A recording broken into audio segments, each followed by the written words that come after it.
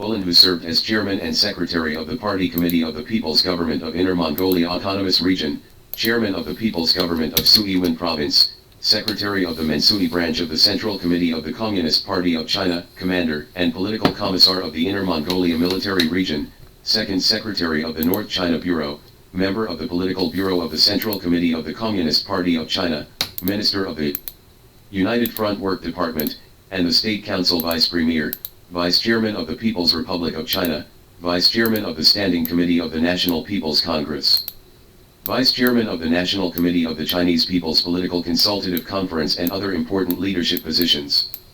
Among the ethnic minority cadres in our country, there is no one like Ulanhu who has held such a comprehensive position of party and state leadership.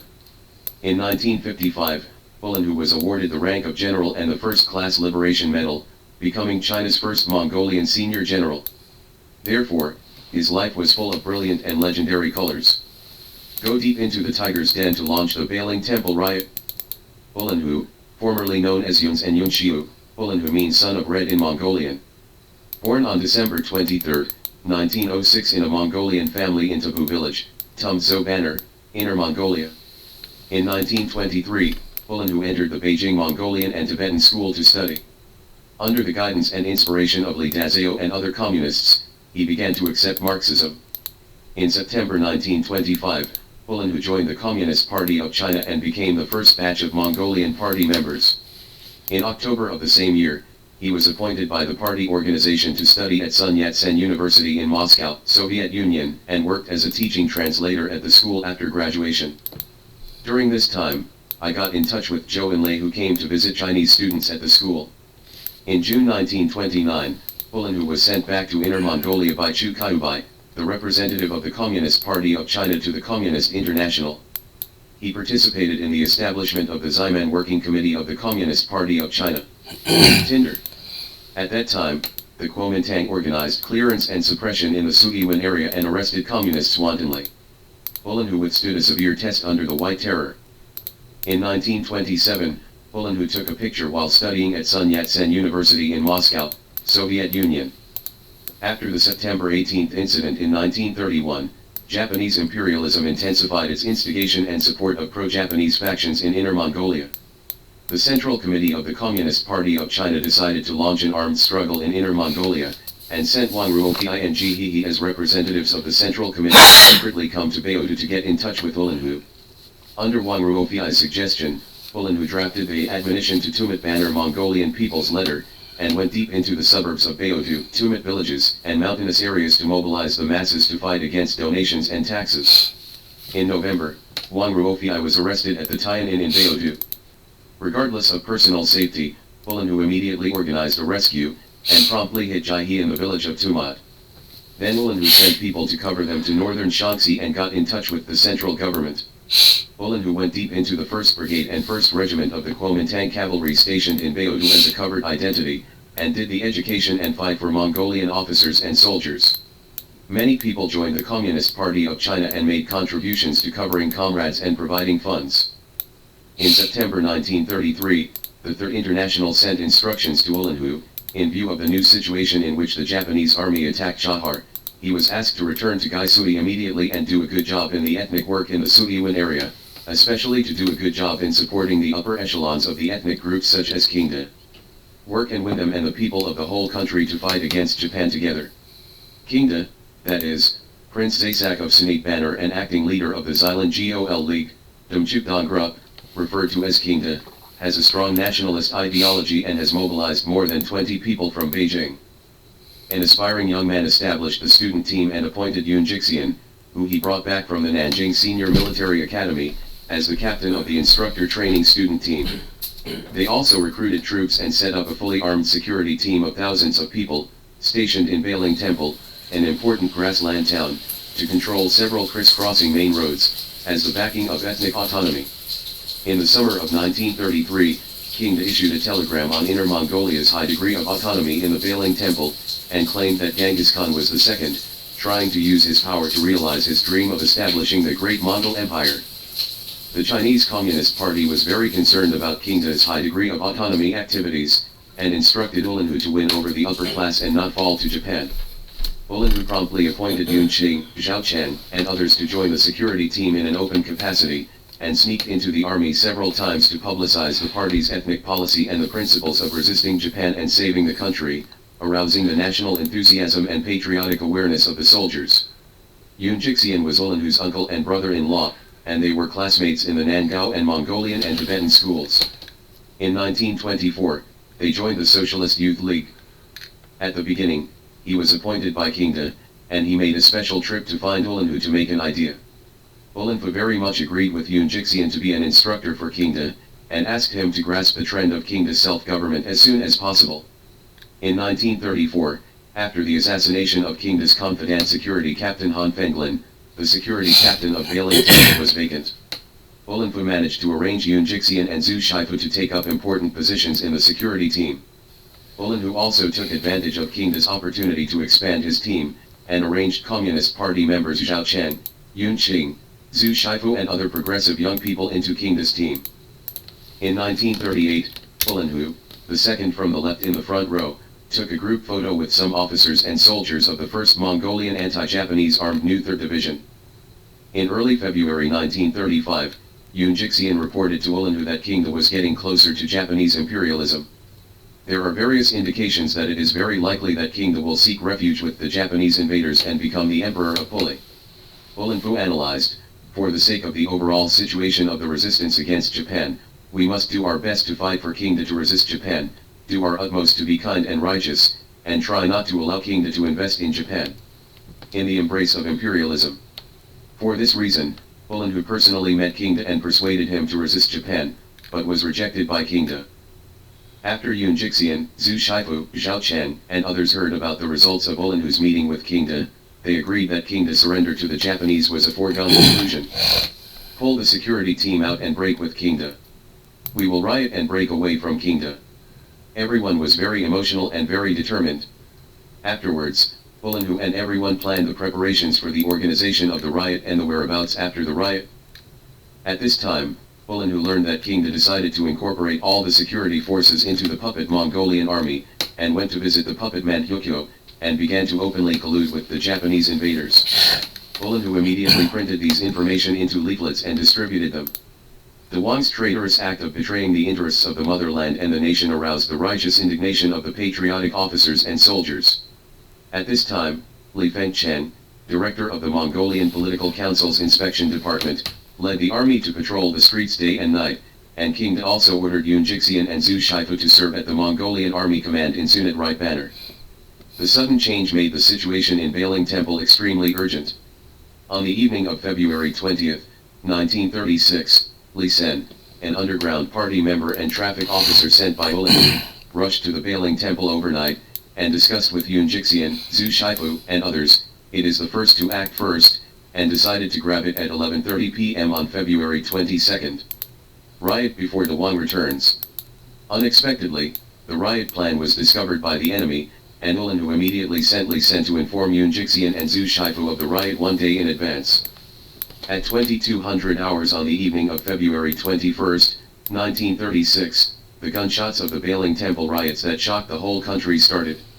Yun Jixian commanded the riot team to successfully seize the ordnance and ammunition depot, led the riot team to break through the siege, left the Bailing Temple and headed towards Gaisui in a mighty manner. On February 25, Yun Jixian and others telegraphed the whole country, announcing that all the officers and soldiers of the security team would leave the Mongolian Government Association of Bailing Temple of King De and participate in the anti-Japanese war.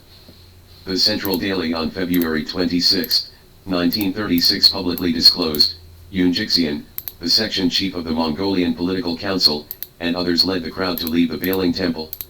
The armed riot in Bailing Temple attacked the Mongolian upper-class traders, disrupted the deployment of the Japanese army to use the traders to advance westward, inspired the anti-Japanese spirit of the people of Inner Mongolia, and inspired the anti-Japanese enthusiasm of the people of the whole country.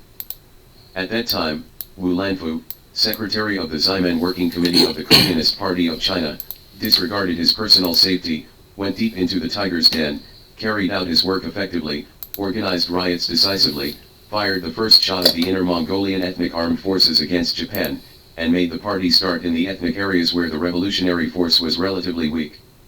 with their own armed forces. In the spring of 1937, in order to establish and develop the Mongolian anti-Japanese armed forces, the Central Committee of the Communist Party of China decided to use the designation of the Kuomintang Army to form the Mongolian Banner Security Corps. Ulanhu served as the acting director of the political department and secretary of the Communist Party of China. In September of the same year, he led his troops to stop the Japanese invasion in Gaisui, now Hahat, and Haihe. Later, he led his troops to move to the Shen, Mu, Fu, Valley, area in northern Shaanxi, and got in touch with the Central Committee of the Communist Party of China through the 120th Division of the 8th New Army. In August 1941, Ulanhu went to Yan'an and served as the chairman of the Ethnic Affairs Committee of the Shaanxi Gansuningsia Border Region Government and the director of education of the Yan'an Institute for Nationalities, dedicated to regime building and the destiny of the grassland. In October 1945, the upper echelons of the puppet Mongolian government set up the so-called interim government of the Republic of Inner Mongolia in Sunit Right banner, publicly displayed the banner of Inner Mongolia independence, called for the support of the international community, and attempted to split Inner Mongolia from the motherland. Appointed by the party's Central Committee, Ulanhu took great risks and led a working group to go deep into Sunit Right banner to carry out work. Both sides have launched a fierce contest to win the support of the masses. The opponent has a well-armed army, with rumbling chariots and heavy swords and guns, demonstrating in front of the residence of the CCP representatives all day long. Conflict is imminent. Ulanhu broke into the opponent's base camp alone at the risk of his life. After many contests, under the strong offensive of our forces, he finally succeeded in dissolving the interim government, thus leading the fragmented Inner Mongolia to the big family of the motherland. The road to self-government. During the Cultural Revolution, in order to protect Ulanhu, Zhou Enlai once said at a meeting that he attended the meeting alone, and said, "In the case of the anti-Japanese war just one and the domestic and international situation is very complicated, Comrade Ulanhu can disregard his personal safety and dare to do his best. It is not easy but a great thing to bring a few people to face-to-face struggle against the government that engages in separatist activities, and to win." During the establishment of the Inner Mongolia Autonomous Movement Federation in 1945, Ulanhu, middle, took a group photo with Ulanhu, left, and others in Zhangjiakou. In November 1945, the Inner Mongolia Autonomous Movement Federation was established in Zhangjiakou, and Ulanhu was elected as the chairman of the Federation's Executive Committee and Standing Committee and Minister of the Military Department. With the active efforts of Ulanhu, in April 1947, the Inner Mongolia Autonomous Movement Federation held the Inner Mongolia People's Representative Conference, and the Inner Mongolia Autonomous Government was elected. Ulanhu was elected as the chairman and secretary of the Inner Mongolia Autonomous Region Party Committee of the Communist Party of China, declaring China's first ethnic regional autonomous region. The birth of the Communist Party of China created an example for New China to correctly solve ethnic issues.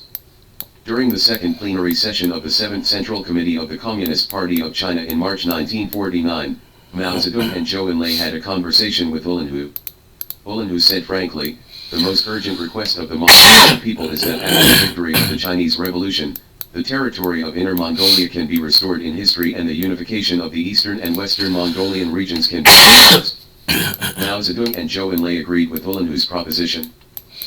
In order to solve the complex problems left over from history, Ulanhu decided that the capital of the Inner Mongolia Autonomous Region should be moved westward from Zhangjiakou to Sui, now Hahat, to realize the merger of Meng and Sui, and put forward a 16-character policy to solve the problem of Meng and Sui, acknowledge history, take care of reality, and solve problems to achieve unity. The party's Central Committee and Mao Zedong accepted Ulanhu's suggestion, and successively abolished Chahar, Suiwen, and Rihe provinces after the founding of the People's Republic of China, and assigned the entire Suiwen province to the Inner Mongolia Autonomous Region. The banner counties that belonged to Inner Mongolia under the jurisdiction of the two provinces of Rihe were transferred back to the Inner Mongolia Autonomous Region. In December 1953, at the beginning of the socialist transformation, Ulanhu conducted repeated analysis and research on the particularity of the animal husbandry economy in pastoral areas, emphasizing repeatedly that no fighting, no distinction, no classification of classes, shepherd workers and herdsmen to benefits policy to develop the animal husbandry economy including the ranger economy. This pioneering social democratic reform based on the ethnic characteristics of pastoral areas has been highly appraised by the party and its leaders, and has been effectively promoted and implemented in the vast pastoral areas of the country, which has produced far-reaching influence. In June 1956, Alishan Banner and Ahina Banner under the jurisdiction of Gansu province were also included in the Inner Mongolia Autonomous Region. So far, the unified ethnic regional autonomy of Inner Mongolia has been basically realized. In 1952, Ulanhu learned about production and living conditions at the home of Mongolian farmers in Kinzubeo, Tumblep Banner. After the founding of New China, Ulanhu's main job was in Inner Mongolia, and concurrently served as the deputy director of the Central Ethnic Affairs Commission. At that time, the animal husbandry on which the herdsmen of Inner Mongolia depended for their survival was in decline, and the total number of livestock in the autonomous region was only 695. 60,000 heads, only. At the same time, due to the long-term rule of the princes and nobles, the Mongolian people's thoughts were bound. Young people were encouraged to become lamas, and they were not allowed to marry and have children. Coupled with the numerous diseases, the Mongolian population decreased year by year, and the Mongolian nation faced the fate of decline. Facing the crisis of the Mongolian nation, Ulanhu put forward the slogan of prosperous people and livestock in the pastoral areas of Inner Mongolia. First of all, he led the democratic reform in pastoral areas, abolished the feudal privileges of princes, nobles, and religious upper classes, and implemented the policy of public ownership of pastures, free grazing, prohibition of land reclamation, and protection of pastures. This concept has achieved great success. During the 8 years from 1949 to 1957, the Mongolian population in the autonomous region increased from 835,000 to 1.116 million, an increase of 33.65%. In 1953, the total number of livestock in the autonomous region reached 15.103 million, only, more than 2.1 times that of 1947. The new white yurts where the herdsmen live in the grassland have replaced the dilapidated black felt yurts. There are babies crying in the yurt, and school-age children go to school. Ulanhu attaches great importance to the sanitation and epidemic prevention of grasslands. At that time, the epidemic was prevalent in Inner Mongolia, and the population declined. The epidemic threatened the survival of the Mongolian nation. A Japanese once predicted, the Mongolian nation will perish by itself in more than 50 years. Therefore, as early as New Year's Day in 1948, Ulanhu proposed 3 major tasks: war, production, and epidemic prevention. He said, only by winning the war of liberation can the nascent people's power be consolidated. Only by consolidating the nascent people's power can we develop production and prevent and control diseases. He raised disease prevention and control to the same important position as war fighting and production. To this end, Ulanhu personally took command and organized a professional team to carry out large-scale epidemic prevention and control work. After more than 10 years of hard work, the census, general treatment, re-examination, and retreatment tasks have been completed, and the world has announced that the epidemic in Inner Mongolia has been basically eliminated. When the herdsmen picked up the baby, they uttered the same voice: "Thank you Chairman Mao, thank the Communist Party, and thank Chairman Ulanhu." Deep roots have been planted on the grassland. In 1958, Ulanhu accompanied Zuda to inspect Baodu No. 2 machinery factory and listened to the report of the factory leader. Ulanhu adheres to the principle of seeking truth from facts, and everything is based on the interests of the people. In 1958, the Great Leap Forward and the establishment of people's communes emerged, and Inner Mongolia was half a beat behind the mainland on this issue. The party committee of the Inner Mongolia Autonomous Region first suggested that people's communes should not be set up in pastoral areas for the time being. Later, the trend of communes prevailed, and they could not stop them.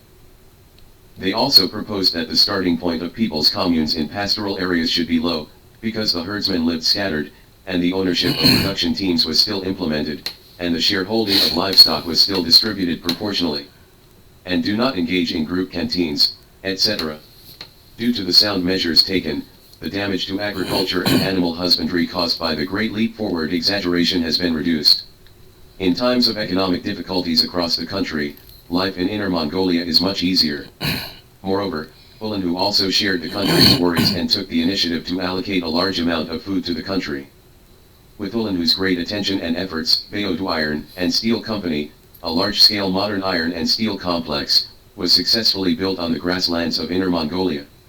This not only ended the history of no production of an inch of iron in Inner Mongolia, but also improved the layout of my country's iron and steel industry. In order to solve the demand for talents, Ulanhu personally took charge of the establishment of Inner Mongolia University and served as the president. He also successively established Inner Mongolia Normal University, Agriculture and Animal Husbandry College, Forestry College, Medical College, Engineering College and other colleges, forming a relatively complete higher education system in the autonomous region. At the same time, Bida Airport, Inner Mongolia Hospital and Jining Ulan-Bator International Railway were built and connected with the former Soviet Railway.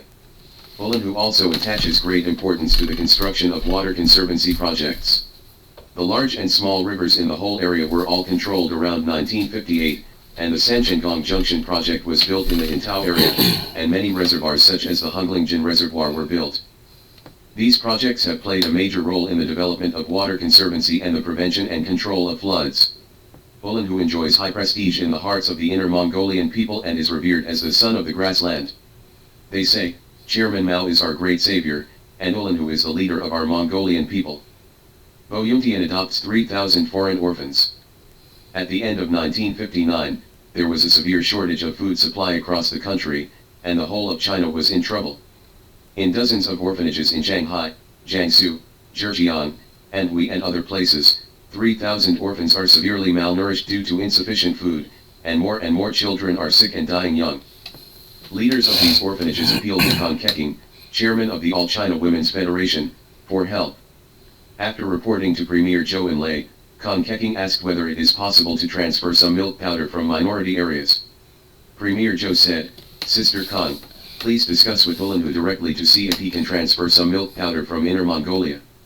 Ulanhu is an expert at solving problems. Kang Keqing was about to leave for Inner Mongolia, and happened to meet Ulanhu, who was in the meeting. Kang Keqing said that there are some orphans in Shanghai and several other cities in East China, and it is difficult to manage due to the lack of food. He asked Ulanhu if he could find a way to help. Ulanhu immediately replied, yes. One way is to give them some milk powder, the other way is to send these children to Inner Mongolia. The best way is to give the children to the herdsmen to raise them. The herdsmen like children very much, no matter whose family they are from. I like them all, and entrusting them to raise them can not only properly arrange these orphans, but also solve the problem of lack of children for the herdsmen, which can be said to be the best of both worlds. Kang Keqing felt that the method of raising herdsmen was good, and immediately expressed his approval. Zhou Enlai was very happy when he knew about it. He said to Ulanhu, this is very good. Inner Mongolia has a vast land and few people, especially the pastoral areas lack children, and the herdsmen like it very much. Adopting more southern orphans helps solve the urgent needs of the south. Population development and future construction in pastoral areas are also beneficial, which meets the requirements of prosperous people and animals. But we must pay attention to organizing the work and arranging the children. Ulanhu said, please rest assured, Prime Minister, we will definitely make arrangements to ensure that they can eat well. Get fat and grow strong.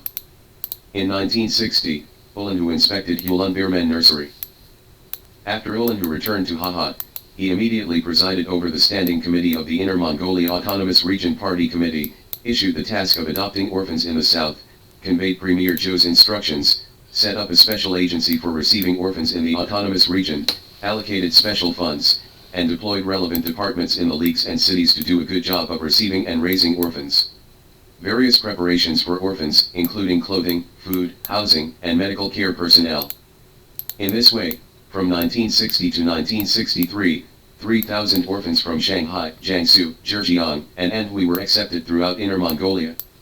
There are 1,800 in Shanghai alone. The youngest of these orphans is only a few months old, and the oldest is only 7 years old. Most of them are sallow and emaciated, and some are still sick. The entire health system in Inner Mongolia was mobilized. Hospitals in the autonomous region, Hahat, and the hospitals in various leagues vacated houses and beds, prepared daily necessities, food, and medicine for infants and children, and hired a group of child care workers urgently. Ulanhu has considered every detail of the arrangements for these children, and put forward specific requirements for medical and child care personnel, including the staff of the local Banner County Civil Affairs and Women's Federations. Orphans who are older and in better health are sent directly to pastoral areas. Orphans who were young and sick were treated in nurseries set up in Hahat, Jining, Xilanhat, Baodu and other places. After these sick children recovered, they were sent to pastoral areas one after another. These orphans were moved in batches to more than 1,000 families in 11 league cities and 37 banner counties in Inner Mongolia for adoption. Some herdsmen even came from hundreds of miles away to adopt them. Some families adopted 3 children, and the maximum number was 5 or 6. Gerald, a 2-year-old girl at the time, is now a herdsman on the Xilan Gol grassland. After many years, she was still very excited when she talked about the grace of grassland people for rebuilding. She said, "I was the youngest among the 3,000 children. The local leaders wrapped me in a sheepskin coat and rode a horse for 2 years. Hours of snowy roads were delivered to Mongolian mothers. Ulanhu is with the grassland children. They love these children very much, take the orphans back to their yurts, and take good care of them as if they were their own children, despite the difficulty of language communication. They feed them with the best cow's milk or goat's milk, teach them to speak Mongolian, sing, dance, ride horses, hunt, and send them to school. Although these children are small and thin, they are born with typical Jiangnan people's delicate faces and fair skin, and they are also loved by the nursery ants in Inner Mongolia." People's Daily once reported in a report on sending orphans to the north that in order to recuperate the bodies of the orphans, the nurses of the Halayer orphanage gave the children precious Mongolian medicine Ganodermal lucidum pills, because they were afraid that the Mongolian medicine would make Jiangnan's fair skin blackened. Doctors even figured out how to take it with hydrolyzed protein. They placed their love on their children. Zhao Fengxian, a Mongolian woman who raised 6 orphans, walked nearly 100 miles to the city to exchange for 30 caddies of rice in order to take care of the rice-loving habits of southern children. Children eat. In order to rescue critically ill children, the ants in the nursery took turns donating blood for them. The grassland people built a monument of love with their motherly hearts, and raised these young lives with their broad minds. Ulanhu and the grassland people spent more than 40 years of painstaking efforts to raise the orphans back then, so that they have a warm home, and a father and mother, who love them and love them. They go to school, get married, start a family, and have children. The years have dyed the black hair of Ava and Urgi, but they have grown up into a new generation on the grassland. No language in the world can express this kinship that is stronger than blood. Today, when a reporter asked about the origins of these children, the grassland people replied, "They are children of the country. They are still so selfless." As for those orphans back then, some joined the army and became officers of the People's Liberation Army, some became leading cotters, and some became workers, herdsmen, doctors, lecturers, professors, scientific researchers, company managers. But none of them acknowledging that they are orphans, they all proudly said, "We are children of the grassland." They did not forget the well diggers. They took root in the grassland and contributed their youth and strength to the economic construction and social development of Inner Mongolia. The affectionate call of the grassland people. When the Cultural Revolution broke out in 1966, Ulanhu was wrongly criticized and was removed from the leadership of the party, government, and army. In 1975, Ulanhu, who had suffered a lot, resumed his work and was elected as the vice chairman of the Standing Committee of the Fourth National People's Congress. In 1977, he was elected as a member of the Political Bureau of the Central Committee, and head of the United Front Work Department of the CPC Central Committee, at the first plenary session of the 11th Central Committee of the Communist Party of China. In 1978, he was elected vice chairman of the Standing Committee of the Fifth National People's Congress and vice chairman of the Fifth National Committee of the Chinese People's Political Consultative Conference. At the first plenary session of the 12th Central Committee of the Communist Party of China in 1982, Ulanhu was re-elected as a member of the Political Bureau of the Central Committee, and in 1983 was elected as the vice chairman of the country. This is a lofty honor given to Ulanhu by the party's Central Committee and the people, making him an important member of the second-generation leadership group with Deng Xiaoping at the core. In 1987, Ulanhu led a delegation to celebrate the 40th anniversary of the Inner Mongolia Autonomous Region. In August 1987, Ulanhu led the central delegation to participate in the 40th anniversary celebration of the Inner Mongolia Autonomous Region. This is his last return to Inner Mongolia.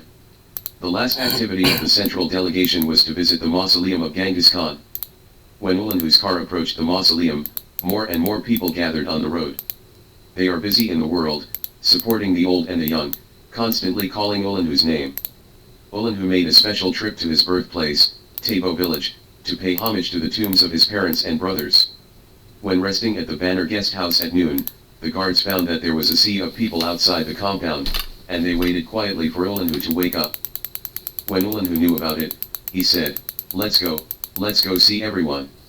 Standing on the steps of the square, he couldn't help crying, "Folks, I will be back." The son of the prairie, who was loved by the herdsmen, never realized his wish. On December 8, 1988, Ulanhu, an outstanding proletarian revolutionary and outstanding national work leader, died of illness at the age of 82. Subsequently, a Ulanhu Memorial Hall with a unique ethnic style was completed in the Haha Botanical Garden, and it became the spiritual civilization education base of the autonomous region. In 1987, Ulanhu received the people from his hometown. On December 23, 2006, 81 representatives of Shanghai orphans from Xylan Gol League spontaneously held the Gratitude to Mothers, repaying the Grasslands Symposium to commemorate the 100th anniversary of Ulanhu's birth. Many people couldn't help but burst into tears, expressing their deep respect for Chairman Ulanhu. They said, "Our group of orphans can be said to be the lucky ones in misfortune. This luck comes from the infinite care of the party and the country, and from the great love of the Grassland Mother. Today we gather together to commemorate our benefactor Ulanhu. It is he and the grassland. The people gave us a second life. Ulanhu, the son of the grassland, will always live in the hearts of the people."